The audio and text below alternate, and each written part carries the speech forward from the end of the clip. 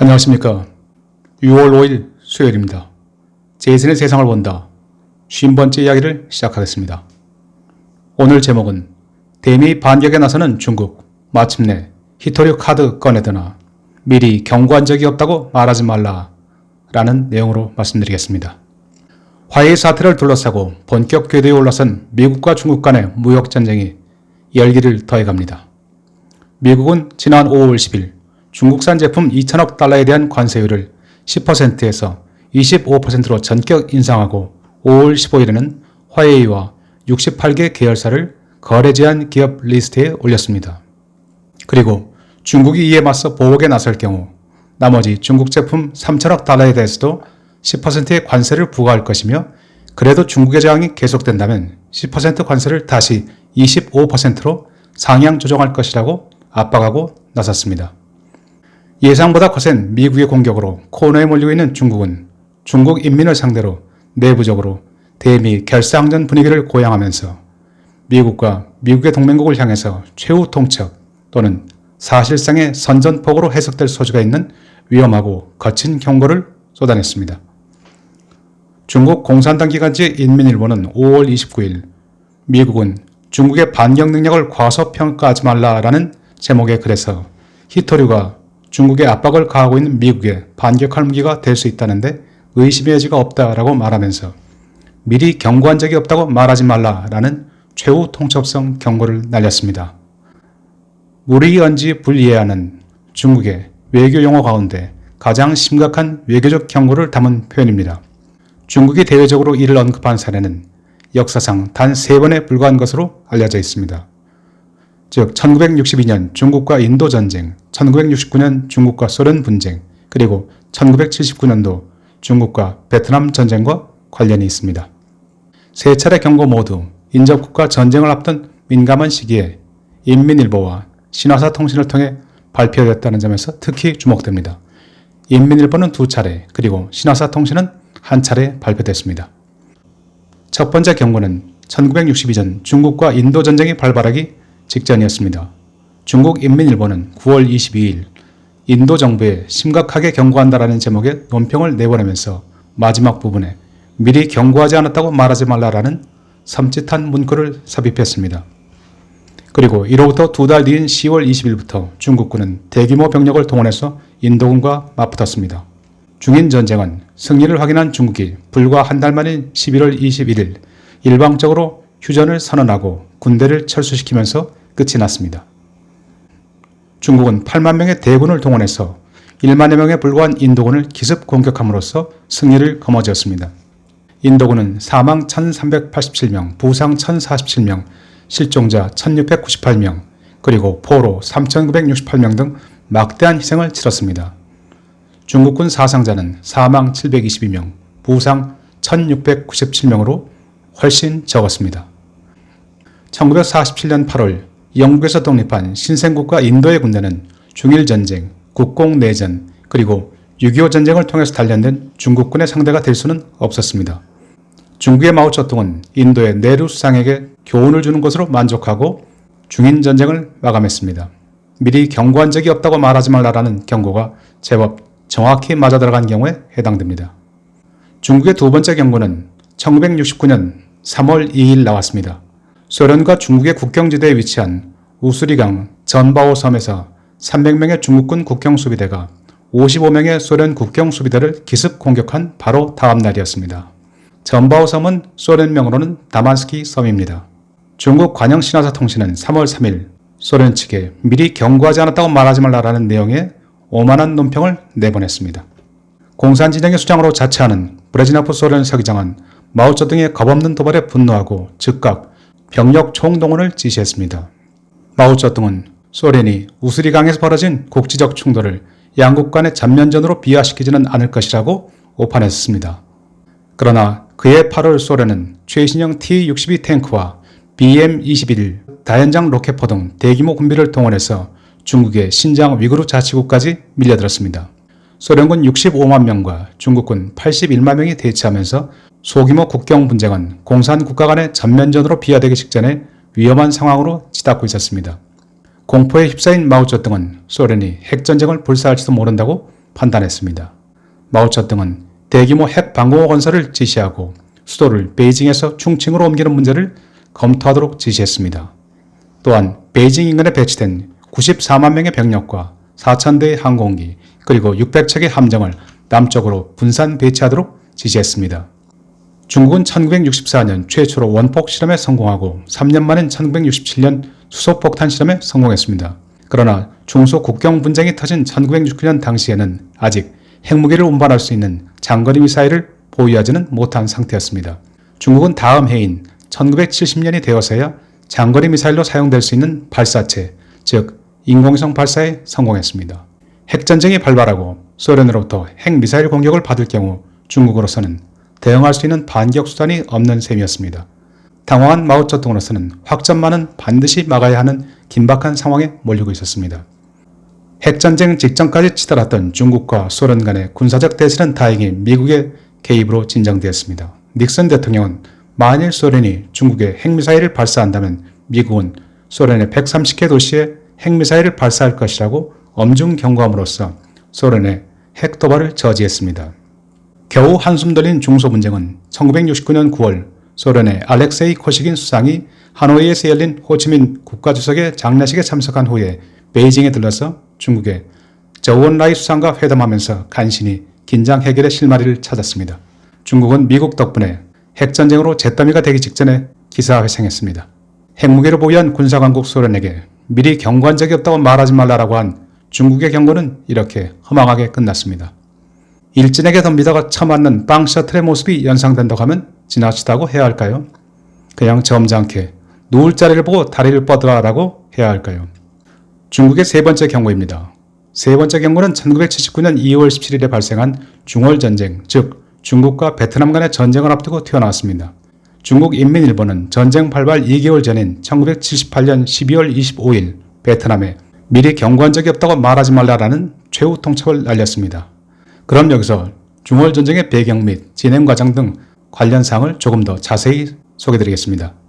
중국 지도자 덩 샤오핑은 베트남이 베트남전 당시 중국의 전폭적인 지원에도 불구하고 중국의 주적으로 등장한 소련과 전격적으로 친선 우호조약을 체결하고 중국이 지원하는 캄보디아를 점령한 데 대해서 정신을 바싹 차리게 교훈을 줄 필요를 느꼈습니다. 중국은 자신들보다 영토와 인구가 작은 이른바 소국들에 대해서 종종 징벌적 교훈을 들먹입니다. 지금도 그 여진이 계속되고 있는 한국에 대한 사드 보복도 그 연장선상에 놓여 있습니다. 1979년 2월 베트남 북부 중월 국경에 20만 명의 중공군이 집결하기 시작했습니다. 당시 베트남 최정예 부대는 전년도인 1978년 11월부터 인접국 캄보디아에서 작전 중이었습니다. 베트남군은 킬링필드로 악명 높은 폴포트의 크메르르주 세력을 무너뜨리고 후속 안정화 작전에 집중하고 있었습니다.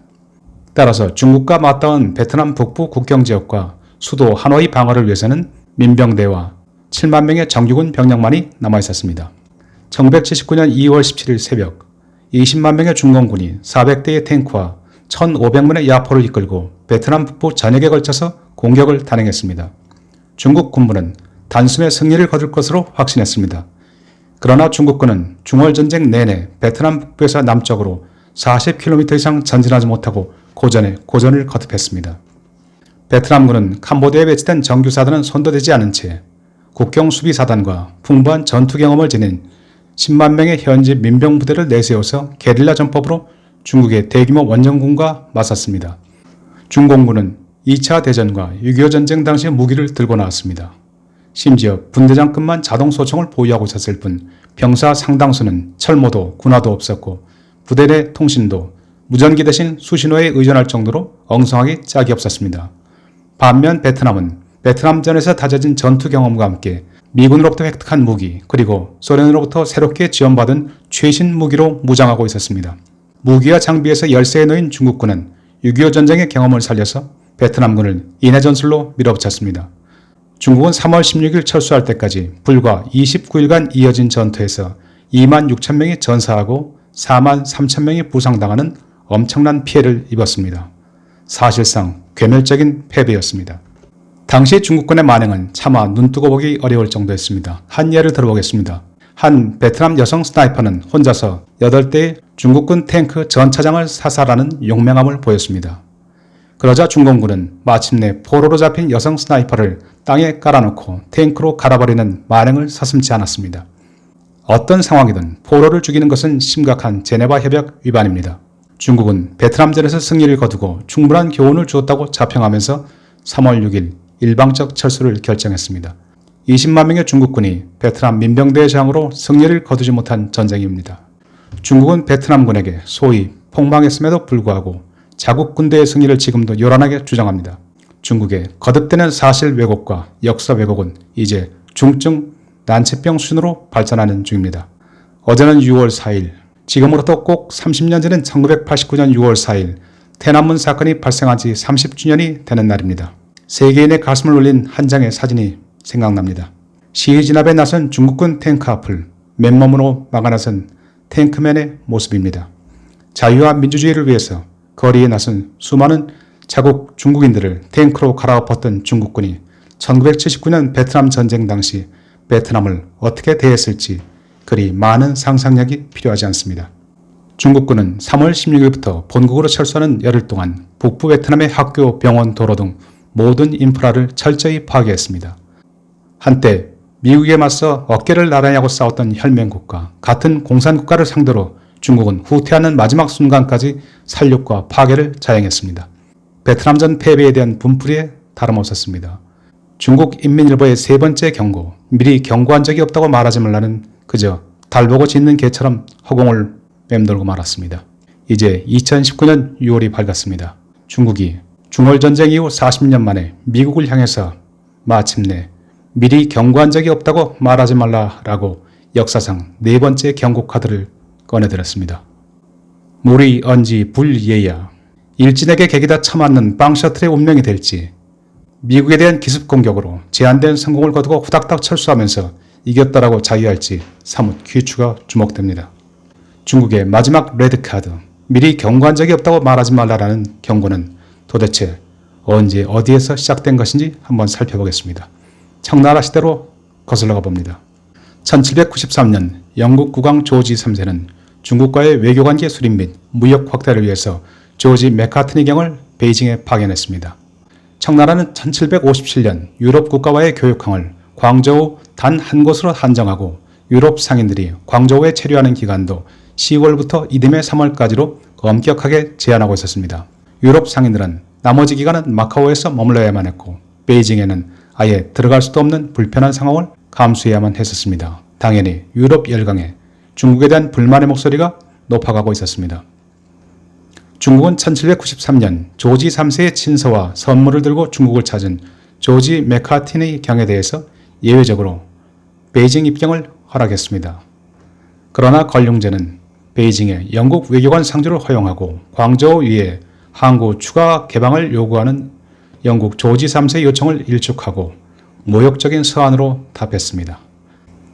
즉, 청나라는 외국과 조공관계가 아닌 대등한 외교관계를 맺을 하등의 이유가 없다. 현재 중국 조정을 돕기 위해서 예외적으로 베이징 상주가 허용되는 소수의 외국인들은 중국식 의복, 즉 청의를 입고 제한된 구역에서 거주하며 결코 중국을 떠날 수 없다. 즉 중국 황제와 군신 관계임을 강조하면서 영국에게 외교관 상주 등 예외적 조치를 인정하는 일은 일어나지 않을 것이다 라고 언급하면서 바다 멀리 하찮은 나라 영국의 국왕은 중국 천자의 은덕에 감사하면서 마땅히 신하의 예를 갖춰 충의를 다하라 라는 내용이었습니다. 또한 이번에는 예외적으로 맥카트니 영국 특사의 베이징 입경을 허용했지만 앞으로 영국 선박이 광저우 위에 허가받지 않은 중국 해안에 접근할 경우 즉각 추방할 것이라고 경고하면서 내가 미리 경고하지 않았다고 말하지 말라, 복종하고 예를 갖추어라 라는 유명한 문구로 서한 말미를 장식했습니다. 원문입니다. Do not say that you are not warned in due time. Tremblingly obey and show no negligence. 맥카트니 영국 특사는 수많은 선물과 국왕의 친서를 들고 중국을 찾았지만 기대했던 교역 확대 목적을 달성하는 데는 실패했습니다. 그나마 당시 유럽의 사신들이 중국 황제 아련을 위해서 행한 코드, 영어로는 카우타오입니다. 머리를 9번 조아리는 예의를 면제받았다는 점이 예외적이었습니다. 영국 사신은 중국 황제에게 머리를 조아릴 수 없었습니다. 1789년 프랑스 혁명이 끝난 지 겨우 4년이 지난 시점, 유럽은 여전히 혁명의 소용돌이 속에서 갈등을 겪고 있었지만 장차 세계를 지배하게 될 영국은 중국과 군신관계를 맺을 생각은 결코 없었습니다. 고두 2017년 개봉된 영화 남한산성을 보면 잘 이해가 갑니다. 1636년 병자호란에서 패배한 인조가 삼전도에서 청나라 태종에게 백기투항 항복하는 비참한 장면입니다. 항복의식이 치러지는 곳, 9단으로 높게 쌓은 수왕단에 앉아있는 청태종을 향해 인조는 300우 고두레, 즉 한 번 절할 때마다 3번 땅에 머리를 찢는 절을 3차례나 바쳐야 했습니다. 인조의 이마에서는 피가 철철 흘러넘쳤습니다. 1793년 맥카트니 특사는 영국으로 돌아가 걸륭지에 5만 불사는 친서를 국왕에게 전달했습니다. 그리고 다시 세월이 흘렀습니다. 49년 후인 1842년 8월 영국 함대는 중국을 무력으로 굴복시키고 대표적 불평등 조약으로 불리는 난징 조약을 체결함으로써 영국판 복수혈전을 완성했습니다. 소위 제1차 아편 전쟁입니다. 영국은 패전국 청나라를 협박해서 홍콩을 할양받고 상하이, 샤먼, 푸저우, 닝보, 광저우 등 5개 항을 개방시키는 데 성공했습니다. 다시 2019년으로 돌아갑니다. 중국 시진핑 주석이 트럼프 대통령과 한판 진검승부에 나서기 위해 서서히 칼을 갈고 있습니다. 5월 20일 시진핑 주석은 히토류 생산으로 유명한 장시성 내 한 업체를 시찰해서 히토류 카드를 만지작거리기 시작했습니다. 히토류는 반도체, 전기차, 미사일 등 첨단 산업 제품과 무기 제작에 꼭 필요한 원료입니다. 그런데 환경오염 문제 때문에 대다수 국가가 채굴과 생산을 기피함으로써 현재는 중국이 전 세계 히토류 생산량의 95%를 차지하고 있습니다. 미국의 대중 수입 의존도 역시 80%에 달하고 있어서 중국이 대미 수출을 중단할 경우 미국에 적지 않은 타격이 예상됩니다. 미국이 독자적인 히토류 공급망을 재구축하는 데는 최장 15년의 긴 세월이 걸릴 것이라는 비관적 전망이 나오고 있습니다. 미국과 중국의 한판 무역전쟁, 관세전쟁에서 기술특허 전쟁으로 비화된 전선은 중국이 히토류 무기화를 만지작거리면서 이제 원자재 전쟁으로 빠르게 확대되어 갑니다. 만에 하나 중국이 히토류 카드를 실행에 옮기는 순간 말레카 해협을 봉쇄함으로써 중국의 원유 수송망 차단으로 반격할 가능성이 높습니다. 원자재 대 원자재 전쟁입니다. 중국 원유의 82%가 말레이시아, 인도네시아, 싱가포르 사이 좁고 긴 말레카 해협을 통과합니다. 이 지역은 미국과 영국의 군사력이 단연 우위를 보이는 지역입니다. 중국의 20세기 들어 네 번째 경고, 미리 경고하지 않았다고 말하지 말라가 이제 미국을 향하고 있습니다. 인도, 소련, 베트남 세 번의 경고는 모두 몇 달 후에 중국의 기습 공격으로 이어졌습니다. 그리고 진정한 승자가 누구인지 헤아리기 어려운 전쟁으로 끝을 맺었습니다. 그러나 역사상 최초의 경고, 청나라 걸륭제의 경고는 49년 후에 아편 전쟁을 불러일으키면서 중국 패망의 길을 열었습니다. 중국은 최근 들어서야 비로소 아편 전쟁 패배의 트라우마에서 벗어나고 있는 중입니다. 졌지만 잘 싸웠다, 또는 졌어도 진 것이 아니다라는 뇌피셜 속에서 역사 왜곡을 계속할 것이 아니라면 마지막 레드카드는 함부로 빼는 것이 아닙니다. 오늘도 끝까지 경청해 주신 여러분 감사합니다. 내일은 6월 6일 현충일입니다.